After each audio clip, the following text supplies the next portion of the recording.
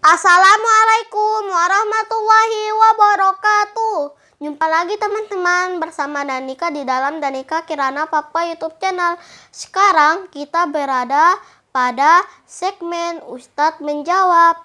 Dan topik yang akan kita bahas kali ini yaitu tentang sedekah. Saksikan ya teman-teman.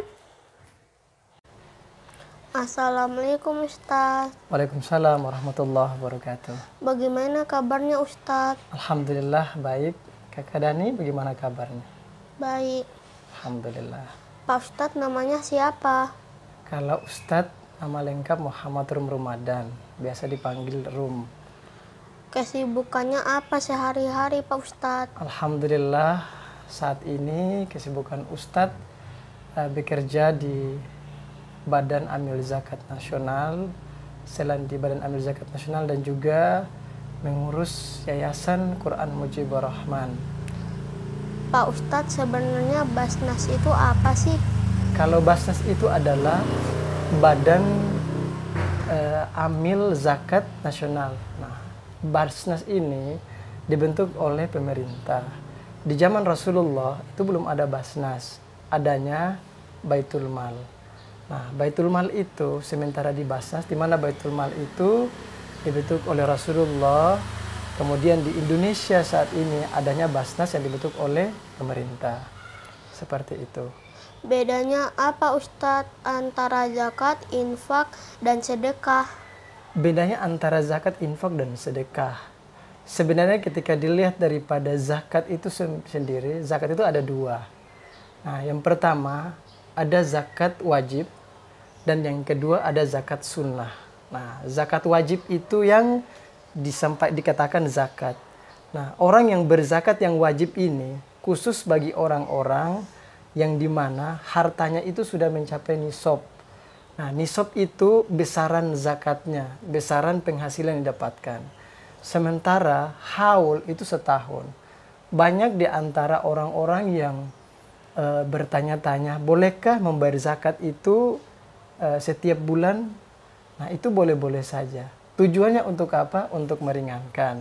Tetapi sebenarnya zakat orang yang sudah dikategorikan sebagai muzaki atau orang yang sudah harus mengeluarkan zakat itu dilihat daripada dua kriteria itu.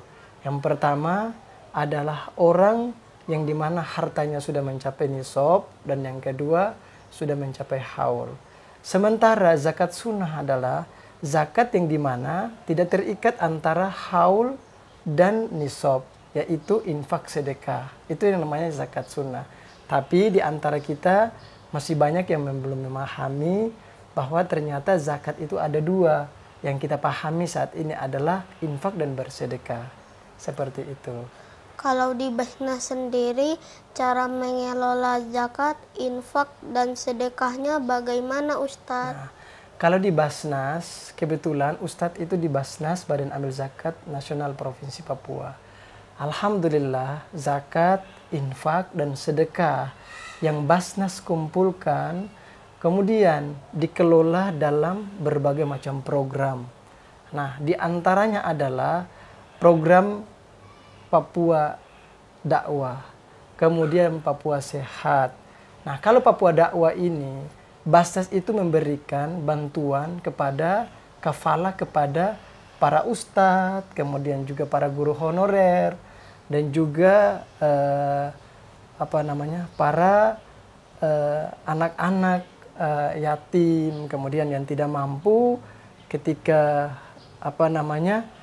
yang ingin membayar SPP dan lain sebagainya, itu Basnas memberikan bantuan dalam bentuk dakwah itu. Kemudian ada juga dalam program ekonomi. Ekonomi itu Basnas memberikan bantuan modal usaha, kemudian bantuan berupa modal usaha yang diberikan kepada para mustahik. Mustahik itu orang yang berhak menerima zakat. Nah, kemudian ketika zakat yang diberikan kepada mereka yang di program program ekonomi ini diusahakan supaya orang-orang yang tadinya menerima zakat, kita akan mengubah mereka menjadi muzaki. Tetapi sebelum mencapai ke muzaki itu Pertama adalah kita memberikan modal usaha, kemudian melatih mereka untuk berinfak dan bersedekah.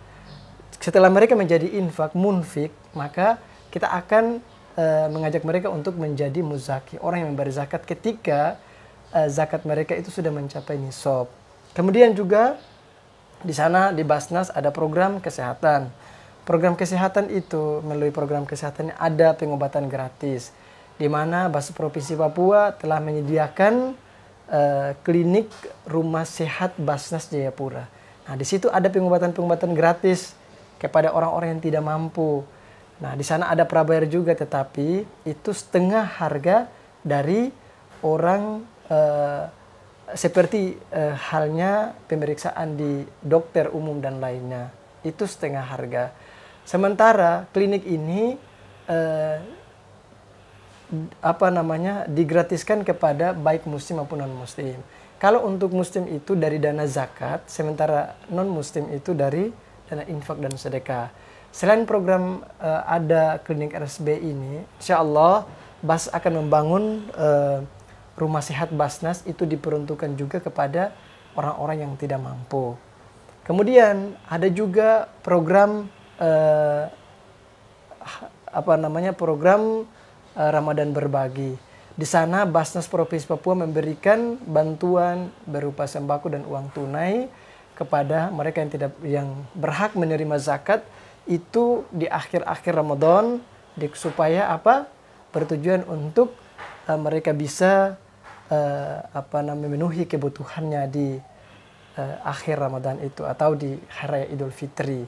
Nah, itu zakat yang dihimpun oleh Basnas kemudian dikelola bersifat konsumtif dan produktif kepada orang-orang yang berhak menerima zakat, seperti itu. Untuk kali ini kita fokus di membahas sedekah dulu ya Ustadz. Oke, baik. Sedekah itu berupa apa Ustadz? Nah, sedekah itu banyak. Ada infak dan sedekah. Biasanya pada umumnya banyak di antara kita yang mengatakan bahwa sedekah itu bebas. Orang bersenyum saja itu sedekah. Senyum itu sedekah. Kemudian membantu orang lain sedekah. Sedekah itu baik berupa senyum, itu boleh. Berinfak, infak itu sebagian dari harta kita yang kita miliki, kita manfaatkan untuk apa? Kita membantu orang-orang yang membutuhkan. Kemudian membantu masjid, pondok pesantren, itu berinfak. Infak itu luas.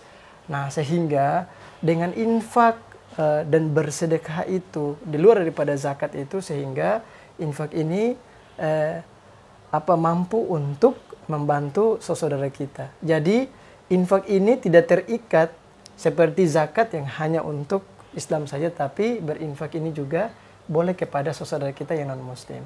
Orang yang berinfak, Allah akan memberikan balasan yang baik-baik di dunia maupun di akhirat, seperti itu.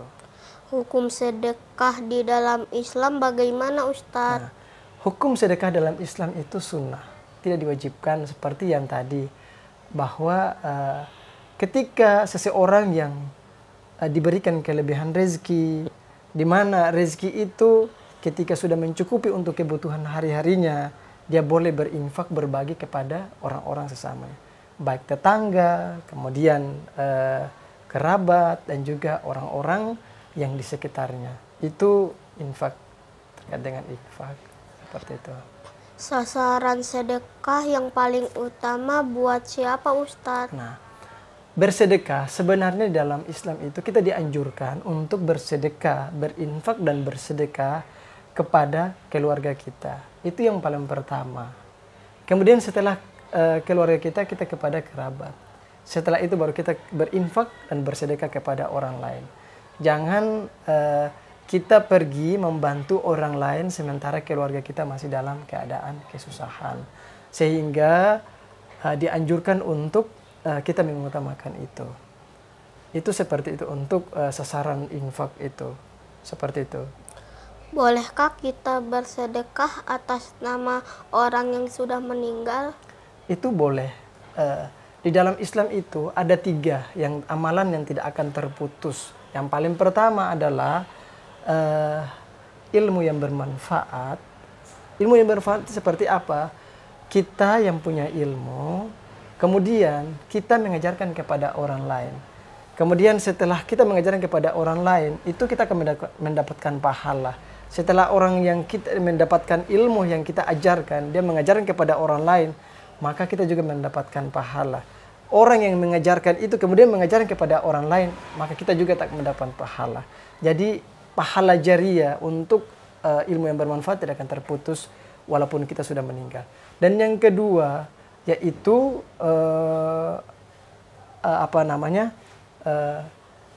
anak yang soleh. Anak yang soleh itu artinya anak yang senantiasa mendoakan kedua orang tuanya. Jadi orang yang telah tiada, orang yang sudah meninggal itu masih mendapatkan pahala yang dikirimkan siapa? Dikirimkan oleh anaknya yang tidak ada. Seperti yang sudah, orang tua yang sudah meninggal.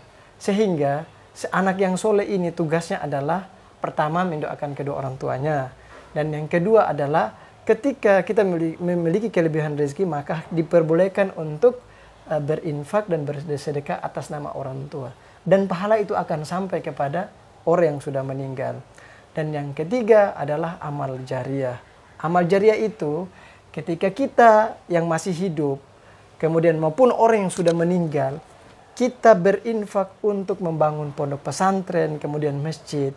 Insya Allah selama masjid itu masih berdiri kokoh dan masih banyak orang yang beribadah, pondok pesantren masih banyak orang yang belajar, insya Allah amalan mereka akan tetap mengalir walaupun orang tidak ada. Kemudian ketika kita berinfak atas nama orang yang telah meninggal, insya Allah pahalanya akan sampai kepada mereka. Seperti itu.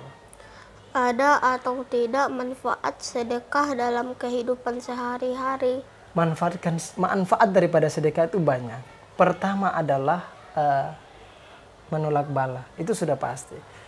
Menolak bala dalam artian ketika seseorang keluar dari rumah kemudian berinfak 1.000 rupiah, insya Allah Allah akan menjauhkan daripada musibah-musibah yang tidak disangka-sangka. Itu yang pertama. Dan yang kedua adalah Allah akan melipat gandakan rezekinya. Orang yang bersedekah ibarat memancing. Jadi ketika kita ingin memancing ikan paus, maka yang kita pakai umpannya adalah umpan yang besar, umpan yang gede, umpannya ikan paus. Kalau kita ingin mancing ikan paus, kemudian kita pakai umpan mujair, maka kita tidak akan dapat. Sehingga bersedekah itu bagian daripada cara manusia untuk memancing rezekinya. Allah akan mendatangkan rezekinya. Bersedekah itu baik di waktu lapang maupun sempit. Ketika orang dalam keadaan sempit, itu malah pahalanya akan dilipat gandakan. Dan yang kedua, manfaatnya besar. Apa manfaatnya? Ketika orang yang bersedekah mengharapkan keridhaan Allah, insya Allah Allah akan mendapatkan rezeki yang banyak bagi orang-orang yang bersedekah itu. Itu manfaatnya. Seperti itu. Kalau ingin bersedekah lebih utama mana Ustadz? Apakah langsung kepada sasaran ataukah lewat lembaga yang mengelola sedekah tersebut? Nah, terkait dengan infak dan sedekah itu bebas. Untuk zakat, kalau lembaga yang mengelola. Lembaga yang mengelola ini bukan Basnas saja. Ada juga dompet duafa, ada juga hidayat dompet Assalam, Hidayatullah, dan juga banyak lembaga zakat lainnya. Nah, lembaga-lembaga ini memang mengelola zakat, infak, dan sedekahnya, tetapi cenderung kepada zakat. Dan orang-orang, kalau kita yang ingin mengeluarkan infak sedekahnya, itu ketika kita mau ingin supaya pahala kita langsung mengalir, maka alangkah baiknya kita bisa juga untuk menyalurkan melalui Basnas, tapi bersifat muqayyad. Muqayyad itu apa? Terikat. Saya menyalurkan infak sedekah melalui Basnas, tapi tolong diberikan kepada pondok pesantren ini, itu boleh. Kemudian tapi kalau kita mau membayar langsung itu lebih bagus lagi, itu boleh-boleh saja, tidak ada larangan karena infak itu bersifat bebas, jadi tidak ada larangan bagi kita untuk harus. Tapi ketika kita mau berinfak di dalam Islam itu kita diajarkan untuk bagaimana kita berinfak dan bersedekah itu yang produktif. Produktif kayak gimana? Ketika ada pembangunan masjid, ketika ada pembangunan pondok pesantren, yang bagus adalah kita beli berupa material. Mungkin seperti semen, pasir, batu tela, dan lain sebagainya. Kita langsung bawa kepada pondok pesantren itu. Nah, terkadang banyak orang saat ini yang masih timbul keraguan di dalam hati mereka. Apakah mereka amanah atau tidak? Ketika kita merasa ragu tentang amanah yang kita berikan kepada orang lain untuk mengelola infak kita ini, maka alangkah baiknya kita langsung memberikan bahan supaya memberikan langsung dipakai untuk pembangunan masjid ataupun pesantren. Seperti itu. Ada atau tidak hal-hal yang bisa merusak pahala sedekah? Ya, pahala sedekah. Kalau hal-hal yang merusak pahala sedekah itu seperti ini. Contoh nih, kita pada saat sholat, pada saat bersedekah di masjid, katakanlah bersedekah di masjid. Pada saat kita bersedekah di masjid, nama kita itu ditulis oleh pengurus masjid itu hamba Allah. Nah, tetapi ada orang lain yang pengen disebutkan namanya. Nah, terus pada saat diumumkan di depan, sumbangan dari si fulan dengan jumlah sumbangan 100.000. Kemudian terakhir diumumkanlah nama orang ini. Sumbangan dari hamba Allah sebesar 5 juta rupiah. Nah, nanti orang ini secara tidak sadar dia akan menyampaikan kepada jemaah, mungkin temannya atau orang-orang yang di sampingnya bahwa itu hamba Allah itu atas nama saya. Nah, walaupun niat kita bersedekah kemudian ditulis dengan hamba Allah, tetapi sedekah yang kita keluarkan kemudian kita menyebut-nyebutnya, maka pahala itu akan hilang dari kita. Sehingga di dalam Islam itu dianjurkan kepada kita supaya apa?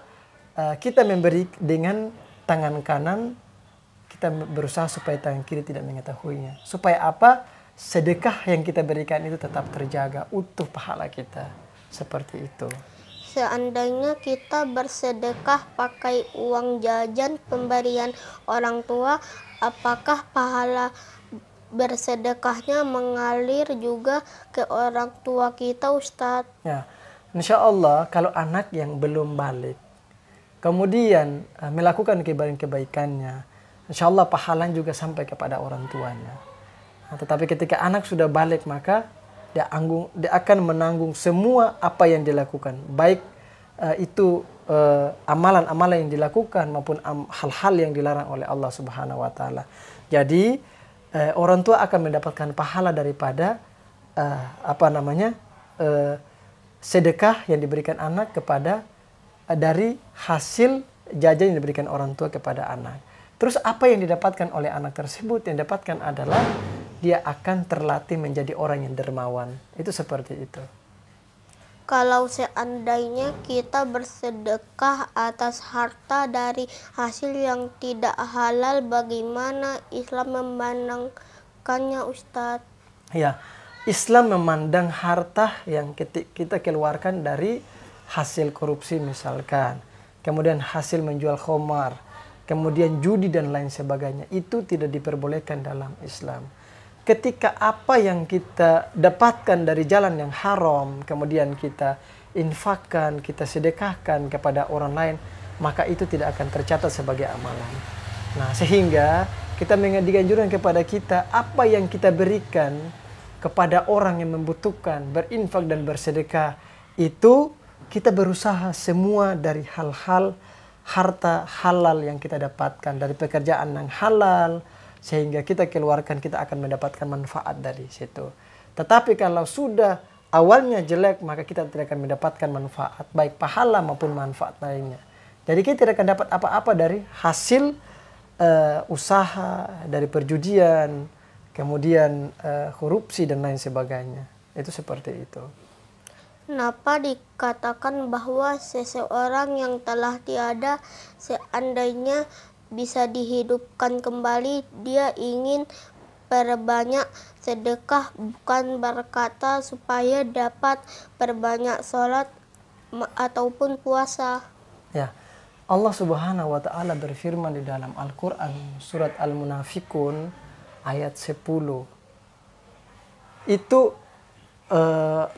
Allah Subhanahu wa taala menjelaskan bahwasanya wa as-saddaqa fa akum minas sholihin. Orang-orang yang telah tiada itu, dia akan meminta seandainya Allah memberikan mereka waktu untuk hidup sesaat saja, maka mereka akan melakukan amal baik. Apa amalan baik yang dilakukan?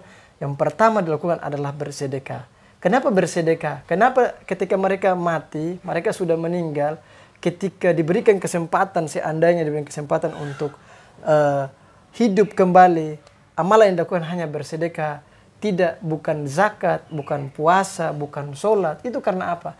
Karena kewajiban yang telah ditetapkan oleh Allah seperti sholat, puasa, dan kemudian berzakat itu sudah selesai pada saat orang yang tiada. Tetapi orang yang berinfak dan bersedekah itu merupakan amal jariah yang dimana pahalanya terus mengalir kepada orang yang telah tiada. Sehingga orang-orang itu tahu bahwa pada saat kita mati baru kita akan tahu ternyata pahala kita yang bersedekah kepada pondok pesantren dan juga pembangunan masjid dan lain sebagainya, ternyata pahalanya lebih besar ketimbang ketimbang orang yang sholat. Karena orang yang sholat berhaji dan lain sebagainya itu putus pada saat orang itu meninggal. Tetapi sedekah itu tidak akan terputus sampai bangunan yang dibangun atau diinfakkan untuk pembangunan itu sampai roboh baru selesai. Tetapi mereka masih mendapatkan amal kebaikan dari orang-orang yang telah mengajarkan ilmu-ilmu Al-Quran, pendidikan lainnya kepada orang-orang lain. Kemudian orang itu mengajarkan kepada orang lain, mengajarkan juga kepada orang lain. Maka itu sehingga orang-orang yang ketika wafat, dia ingin kembali lagi untuk bersedekah. Karena dia mengetahui bahwasanya bersedekah itu pahalnya lebih besar daripada lainnya. Seperti itu. Kalau misalnya kita mau sedekah ke masjid, lebih utama mana Ustadz? Apakah masukkan saja ke kotak amal ataukah lewat pengurus masjid agar sekalian didoakan?